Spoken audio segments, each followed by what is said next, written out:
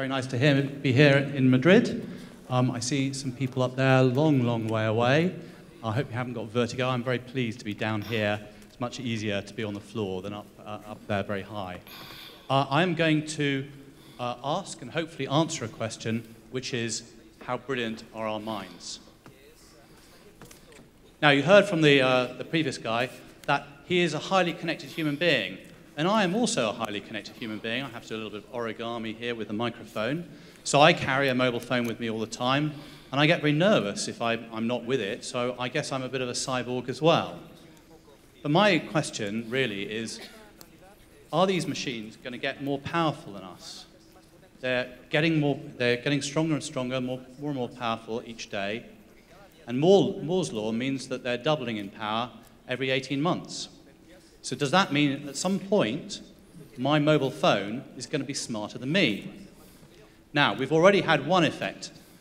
So Watson, an IBM computer built about 10 years ago, contested on Jeopardy. Jeopardy is an American quiz game, and that asks general knowledge questions.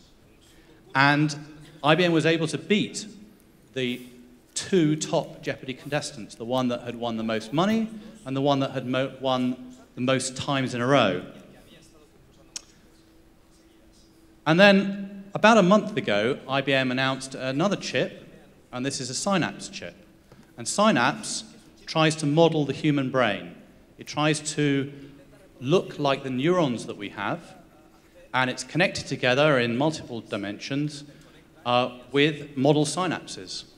And again, this chip at the moment is about 1 million gates, about 100 connection for each of those model neurons, and it's growing in power. We would presume, according to Moore's law, it's digital technology, it will double every 18 months.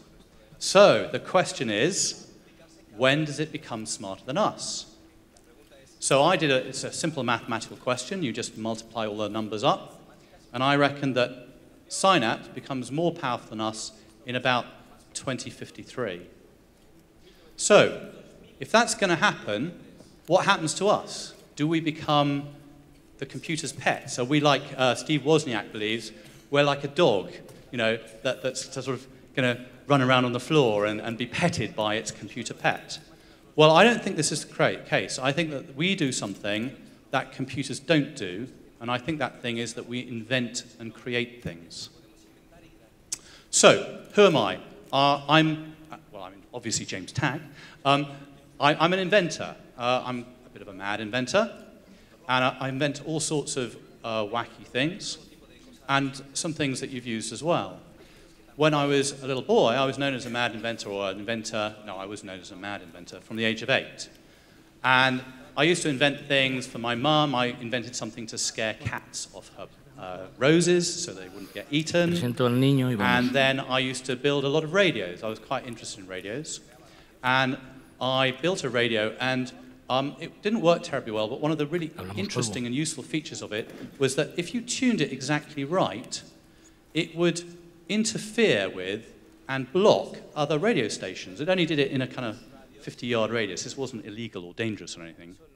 And it was able to turn off my sister's radio stations. And my sisters were into pop music, and I wasn't. I was a classical musician. And so I could turn off their radio station, then go in and to their room and say, oh, I'm terribly sorry, your radio doesn't seem like it's working. But look, classical music is working. You could listen to that. And then a few years later, I explained what I'd done, and they were very annoyed. But they're still friends now, right? So I have a fascination, really ever since being a child as well, with what inventing or creating is. If you do it, you often get fascinated with the art of doing it. And if you go back into antiquity, into Greek times, they didn't acknowledge that inventing or creating existed. They thought that they were basically channeling information from the gods or discovering information from the gods. And that what was happening if you wrote a play or something, it was simply documenting the human condition.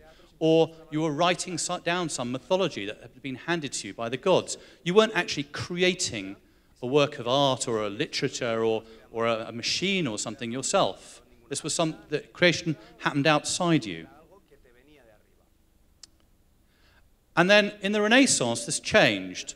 And Leonardo da Vinci, as we all know, started writing down and drawing his inventions. And they were very, very strange-looking things. And then we had this river of innovation that ran from the Renaissance to today. And we invented printing, of course, which spread knowledge around the world, the camera, railway traffic, which opened up America and allowed people to move goods around the world.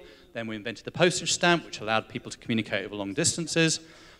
And then at the beginning of the 20th century, we had really, I think, a speed up. And there's lots of debates of whether technology speeds up or doesn't.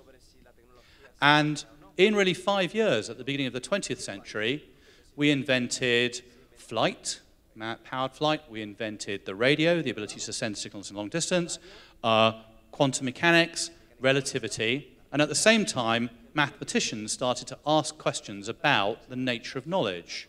Could knowledge be discovered mathematically by machines in some sort of mechanistic way? And then towards the end of the 20th century, of course, the internet appeared, and we had this avalanche of internet-enabled knowledge-based startups, including, of course, my own. So I've invented a couple of things that have had wide-scale adoption. And the first thing I invented that had wide-scale adoption was a type of touchscreen. I didn't invent the touchscreen. That was a chap back in Tektronix, something like 1940, and he put wires in front of a cathode ray tube and touched them. But I did the first ones where you had transparent optical coatings on liquid crystal displays. And you could touch them, and you could detect where your finger was, and obviously the display then moved, and so on. And I put that technology into quite a number of different touchscreens, and it gives me a bit of a buzz today that I'm never very far from a touchscreen that's got my technology in it. Why do I invent? Well, I invent because I get annoyed. We all get annoyed, right? We all see things that don't work, and most of us just go to the pub, or, of course, if you're in Spain, you go to a bar, and we drink, tell our friends that we have some complaint with the world, something doesn't work. But I obviously do that as well, because I'm a human being.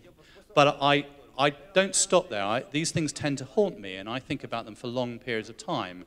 And then usually at some point, an idea will come to me. So you probably saw my little kind of video I did for the Congress about coffee. And it annoyed me that coffee is sludgy, and if you make coffee and then you leave it for 10 minutes or 20 minutes, it becomes very metallic and disgusting. And so I made a new type of coffee, the upside-down coffee. And the video was going to go live for the show, and I felt I couldn't just have this idea go public without protecting it. And so I went online and I filed a patent, and that's a patent on upside-down coffee. I do have a laser pointer, but it would be exclusatory for half the audience. But you can see my little patent there, and that's sort of a description of upside-down coffee, and it's filed with the patent office, so maybe I'll get lucky. So TruePhone, I was making my touchscreen chip in Cambridge, England, but I lived at the time in Cambridge, Massachusetts, in America, and I was traveling backwards and forwards across the Atlantic every 3 weeks to see this chip progress. And I had a big problem because I had an American cell phone, which I took with me, and it was $6 a minute to make a phone call. Now, this wasn't so much of a problem because the cell phone didn't work. I didn't have any coverage in the lab in Cambridge. I didn't have it any in my home in England. I didn't have it if I visited my sisters, which we heard about earlier. And I was in this laboratory, and then this is where serendipity happens in invention. The same laboratory was also working on Wi-Fi chips. And I looked at these Wi-Fi chips, and we all know about Wi-Fi now. And I thought, well, these chips are going to make little cells of radio, and they're going to be all connected into the internet, and a new type of cellular network is born. And as you do, I went to the pub, and went drinking with one of the guys from the laboratory, and I said to him, there's a new type of cellular network going to be produced here. And I went home and I filed a patent, which is my software cellular network patent, and that actually got granted to the United States of America 2 days ago. So that was 13 years. So being an inventor takes a long time. It's a long period of time to go from an idea to an actual granted patent. So what I have now with the TruePhone network is really the application of the internet to cellular. And of course, we realized when I made that sort of idea that we would have Wi-Fi cells, there were only 10,000 hotspots in the world. And so we immediately realized that being walled into sort of a Wi-Fi only idea was a bad idea. And so we did deals with GSM operators, and we now have a worldwide internet linked up GSM network. And the big advantage of that is the death of distance, right? The internet gives you this death of distance, which means you can be in America, but you're no further than if you were in England. And the benefit for that is that you can stay in touch with your loved ones. You don't have to worry about the price of data and things like that to get back home and keep in touch. But back to this question that I asked at the beginning about whether robots are going to take over the world. Are they going to overtake us? We all know that they do chess already. And if you're sort of thinking as a scientist like me about these questions, then what you'll end up doing is trying to run some experiments. And the experiment that I ran on myself was I decided when I got to the age of 40 to try and learn the piano and try and learn it quite well. And if you read things like the talent code, you'll know it takes about 10,000 hours of practice to learn the piano, or anything, golf, whatever, tennis. And I'm about 3,500 hours in. And what I discovered as I sort of learned the piano is there's this big difference between the digital technology of looking at notes on a page and playing the piano with your fingers, which is essentially a digital task, and the expressive, emotional, analog task of imparting a piece of music. And I thought about this long and hard, and I mean long and hard, and I looked into the maths behind this difference between creativity and sort of digital rote computing. And I'm going to prove to you that we are creative beings and we're different to computers, and I'm going to do that by using exponential Diophantine equations and show you the Wiles paradox. Now, I've just talked about some very complex maths. I've probably lost half my audience now. But look, it's not that bad because you all know one of these equations. It's the square on the hypotenuse is equal to the sum of the squares on the opposite two sides. Or you know it from Spanish. Let me see if I can murder your language. El cuadrado de hipotenusa es igual a la suma de los corandos de los catetos.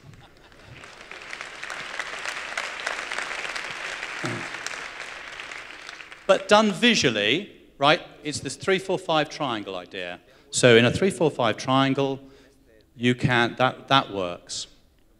And there's a mathematician from 400 years ago called Pierre de Fermat, and he was a slightly annoying guy, I suspect. He was a lawyer, and his hobby was mathematics.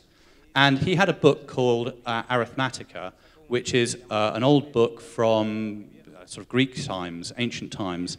And what he did was he went through all these problems that Euclid and Pythagoras has left us from antiquity. And in the margin notes of his book, he'd say, oh, I solved this one. I've solved that one. I've solved that one, right? But he wouldn't actually write down how. And after he died, his son published it. And it then became a sport for mathematicians to work out what these problems were, to solve these problems. And the last one that was left unsolved was Fermat's last theorem. And Fermat's last theorem says that you can solve the problem, the Pythagoras problem, for a 3-4-5 triangle, but you can't do it, and it would, I've got a microphone, so I can't do I'll wave my hands around a bit. You can't do it for a solid or a hypercube. And the chap that I spoke about earlier, Hilbert, had at the turn of the century asked the question, which is, can a computer solve this problem? Can a computer solve a Diophantine equation? And this took a long time to answer this question, but in 1970, a mathematician called Matievich proved that you can't solve it. He then took another 16 years to prove that you couldn't automatically solve Fermat's last theorem. So you can't have a computer go through and just mechanically work out a proof of Fermat's last theorem. And then, in 1995, Andrew Wiles found a proof. So, you have a paradox, right? A computer can't find a problem, a solution to Fermat's last theorem. And by a solution, I mean a theory that proves it, right? So a computer can't do that. That's a proven thing. But Andrew Wiles has. So he can't be a computer, right? If he was a computer, it would form a paradox. Now, there's an objection to my theory, or this theory, right? Probably not mine. And the objection really is that Andrew Wiles is not a general purpose computer. He's a special purpose computer. And I've got to agree with that objection, right? He could be a special purpose computer. But let me show you why that doesn't really give us an inventor. So I can go to Google. You've all got a special purpose computer in your pocket that could solve Fermat's last theorem, right? Your mobile phone, if you've got a laptop with you, if you type in what is the answer to Fermat's last theorem, I did it this morning, you get the proof, right? So there's a special purpose computer that can answer the question, what's the proof of Fermat's last theorem? And can solve that problem. But you know that's not really what we wanted. What we wanted was some inventive, creative process that could find it, not just a mechanical lookup, indexing its way through search.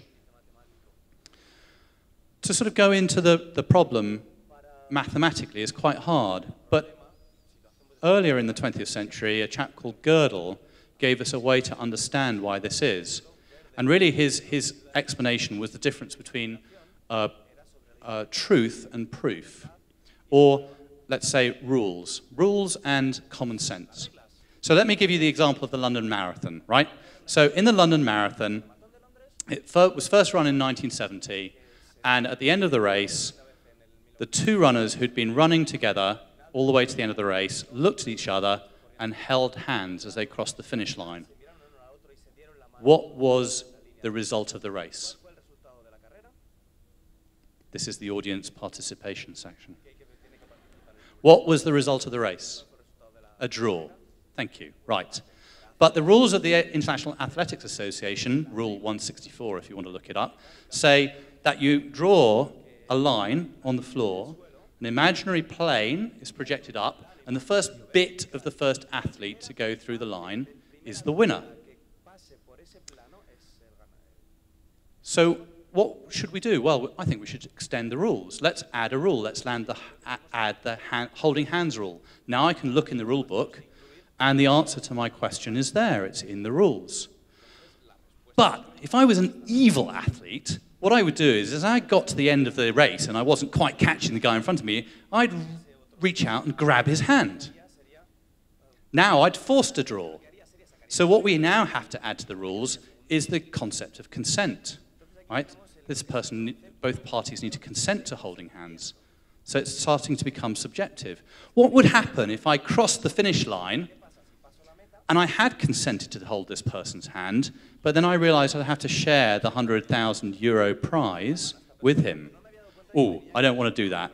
I didn't really mean to hold his hand. It wasn't consensual, right? Now we've brought into the concept of lying and the legal system and intent and so on. And so the problem is, well, actually, one more example. Let's say I held out my hand to grab this athlete's hand across the finish line, and accidentally it caused him to trip and fall over. What's the result of the race there? So the problem is with rules, it's impossible to add enough rules to explain the result. You just cannot do it. You keep adding rules and you run out.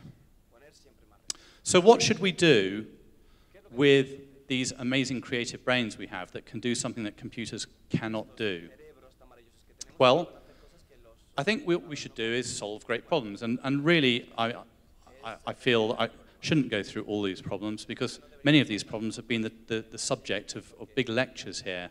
But if you look at some of the things that we're trying to solve, you know, the ability to get rid of war in the world, the big physics questions of where does the arrow of time come from, why can I remember yesterday but I can't remember tomorrow, is mathematical. Are all the problems that we have to solve when we solve some complicated mathematical problem to send trucks, shipping trucks around the United States to drop off all of the goods? Is there a quick shortcut? Can we use the fact that there's enough sunlight falling on Spain to power the world many times over to abolish using fossil fuels.